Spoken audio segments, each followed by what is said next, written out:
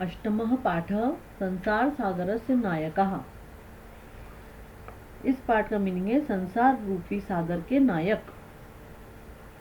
प्रस्तुत पाठ अनुपम मिश्र की कृति आज भी खड़े है तालाब के संसार सागर के नायक नामक अध्याय से लिया गया है। इसमें विलुप्त होते जा रहे पारंपरिक ज्ञान, कौशल एवं शिल्प के धनी गजधर के संबंध में चर्चा की गई है। पानी के लिए मानव निर्मित तालाब, बावड़ी जैसे निर्माणों को लेखक ने यहाँ संसार सागर के रूप में चित्रित किया गया है। अब देखिए, मैं इसका आपको पढ़कर सुनाऊंगी लेसन और उसका अनुवाद भी साथ में समझाती हुई जाऊंगी। के आसन ते अज्ञात नामानः, इसका मीनिंग है ये अज्ञात या अपरिचित नाम वाले कौन थे। आसन मतलब थे। यहाँ पर देखिए भूतकाल के संबंध में बात हो रही है। आसित, आसन ये सब भूतकाल से संबंधित शब्द है। तो के आसन ते अज्ञात नामानः मतलब वे अज्ञात नाम वाले कौन थे। शतशः, शत मतलब शत मतलब 100 होता है और शतशः मतलब सैकड़ों। सहस्त्रशः मतलब हजारों। तड़ागः मतलब तालाब। अब देखिए शतशः सहस्त्रशः तड़ागः सहसेव शून्यात् न प्रकटीभूतः मतलब कि सैकड़ों हजारों तालाब अचानक ही शून्य या खाली स्थान से प्रकट नहीं हो गए हैं। इमे एव तड़ागः अत्र संसार सागरः इति मतलब यही तालाब यहाँ संसार रूपी सागर हैं। एतेषाम् आयोजनस्य नेपथ्ये निर्माणयितॄणाम् एकं निर्मातॄणां च दशकम् आसीत् मतलब यहाँ पर उन्होंने कहा है कि ये इनकी जो योजना है इन तालाब को बनाने के कार्य के पीछे बनवाने वालों की इकाई है। देखिए ये निर्मापयितॄणाम मतलब बनवाने वाले और निर्मातॄणाम मतलब बनाने वाले। तो जो बनवाने वाले थे वो क्या थे, एकम। एकम मतलब कि जो इकाई होती है 1 से लेकर 9 तक इकाई अंक, वो बनवाने वाले इकाई थे। और निर्मातृणाम मतलब बनाने वाले क्या थे, दशकम मतलब दहाई थे, यानी कि 10 से लेकर के 99 तक। इस तरह से उनकी संख्या बताई गई है कि इन तालाबों को बनवाने वाले जो थे इकाई थे और बनाने वाले की संख्या दहाई थी। आसित मतलब थी। अब हम आगे चलते हैं। एतत् एककम दशकम च आहत्य शतकम सहस्त्रम वा रचयतः स्म मतलब यह इकाई और दहाई मिलकर सैकड़ों अथवा हजारों को बनाते थे।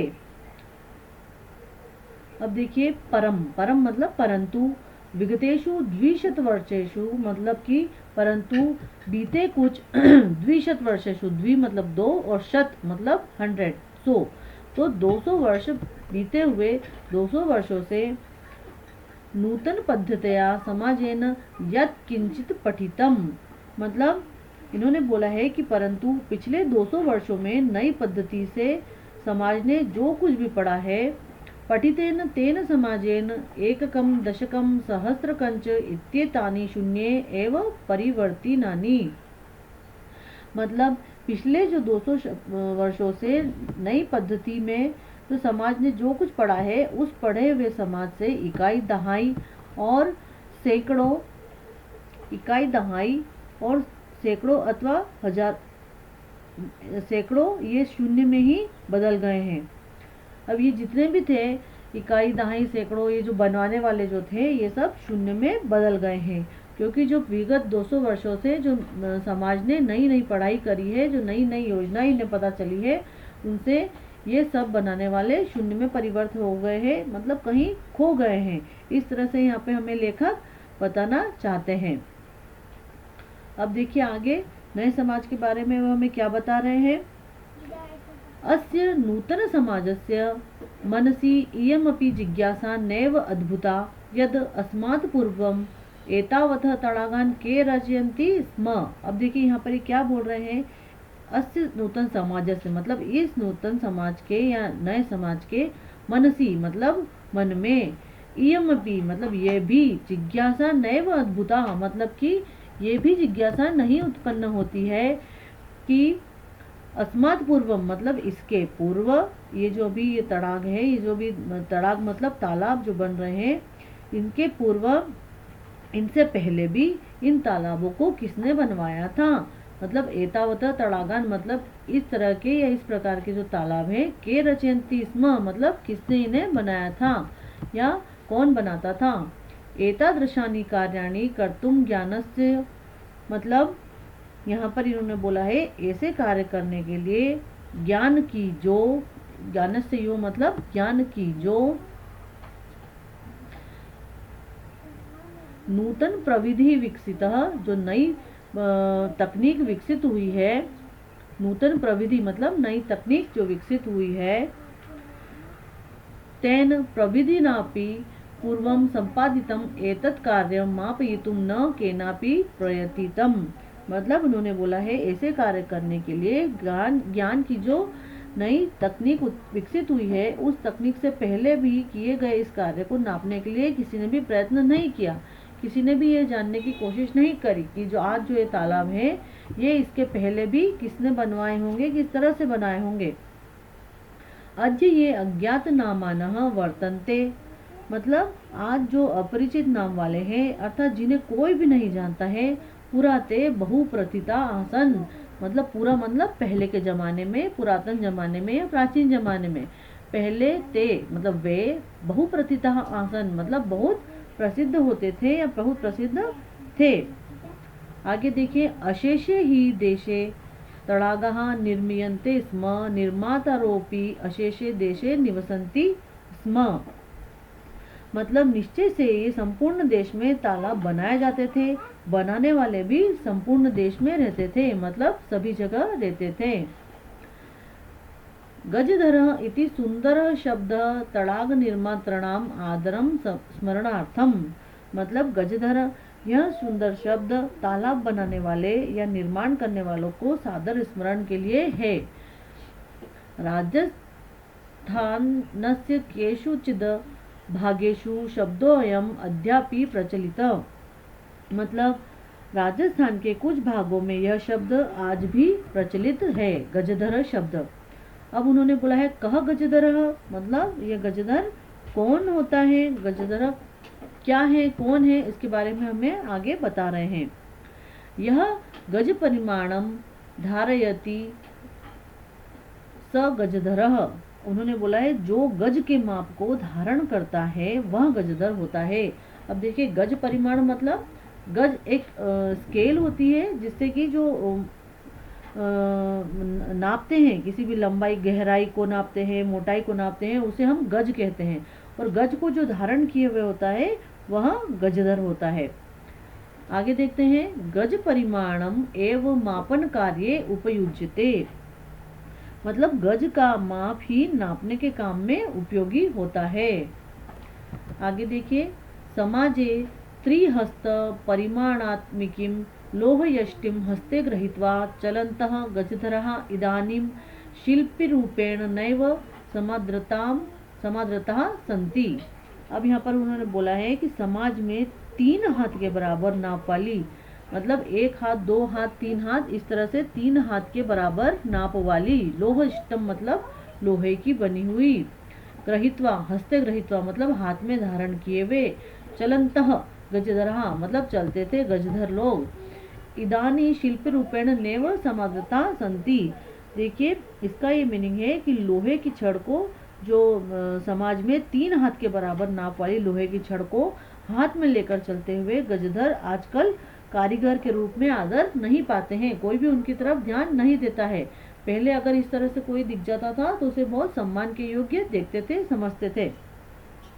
आगे देखिए गजधरः यह समाजस्य गांभीर्यं मापयेत इत्यस्मिन् रूपे परिचितः मतलब गजधर अर्थात जो समाज की गहराई या गंभीरता को माप ले इस रूप में जाने जाते थे। गजधर पहले बहुत सम्मान पाते थे।